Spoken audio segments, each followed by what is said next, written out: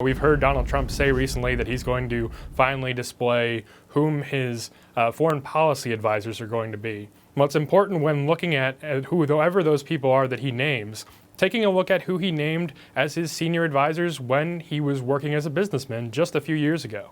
And he has said, too, before, Ryan, that he would hire the best minds. He said that at a couple of different debates. When everyone asks him, when they ask him what his position is on a current issue or a piece of policy in which he doesn't have a lot of familiarity, he always sort of reverts back to, well, I'm going to hire the best people. I'm going to surround myself with the best minds. But the only thing that we have to go on, and as you've written as well at the Washington Examiner, is the people that he's chosen to do business with in the past. And this is just part of a long, troubling record.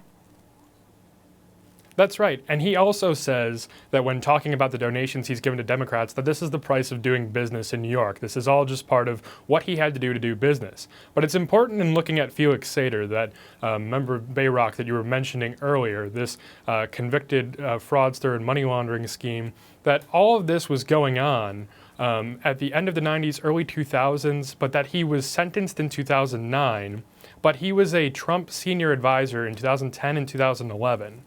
He lists that as such. He's been involved with projects with Donald Trump that recent. It's not something where this was decades ago that Trump had this relationship and that, oh, this was just one of those business dealings that Trump had to do. This is someone who is a senior advisor to Donald Trump, who is convicted of stock fraud and money laundering. It's someone who stole tens of millions of dollars, defrauded people out of tens of millions of dollars, rather. And it's quite a stunning admission that he had to come out, and all of this has come out, and yet it still hasn't become an issue on the campaign trail. And Donald Trump has thus far evaded talking about it pretty successfully when he's been asked about it in the past, whether it's at the deposition or other things. He's avoided it. His campaign manager told me repeatedly that he's never heard of the guy, Felix Sater, and that Felix Sater has nothing to do with their campaign. But the fact of the matter is, when you're talking about I select the best people, it's important to look at who are the people he has selected.